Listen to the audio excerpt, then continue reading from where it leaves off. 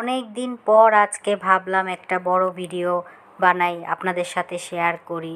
তো এই ঈদে আমি যার যার বাসায় গেলাম, কত দাওয়াত খেলাম, সব কিছু আপনাদের সাথে শেয়ার করতে আমি চলে আসলাম। আসসালামু আলাইকুম, hello everyone, welcome to my another new blog.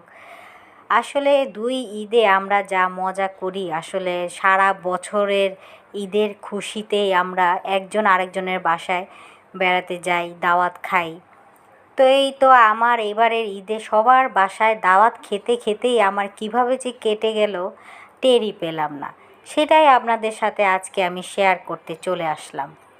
তো প্রথম দিন মানে ঈদের দিন তো অনেক ব্যস্ততা, সবারই ব্যস্ততা থাকে। ঈদের পর দিন থেকে অনেক মানে বেড়ানো খেলানো সব কিছু করা হয় আসলে। তো এবারের ঈদের ছুটিটাও লম্বা ছুটি ছিল। তো তার বাসায় দাওয়াত খেতে খেতে আমার দিন পার হয়ে গেল।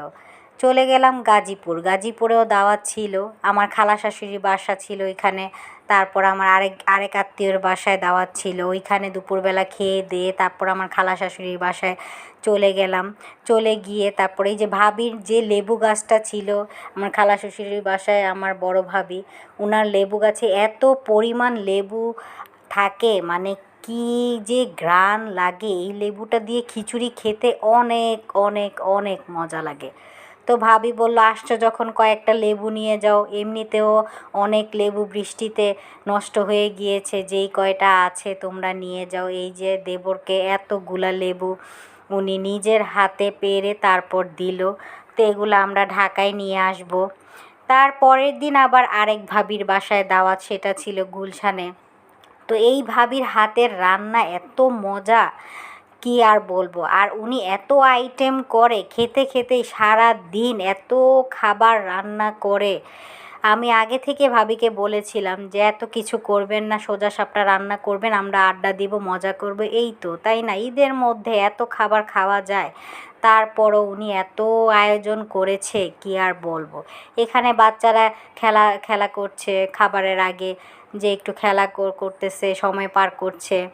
তারপর বড়রাও আড্ডা দিচ্ছে, মানে ঈদের আমেজে সবাই একসাথে হলে কী যে ভালো লাগে আসলে, কি আর বলবো।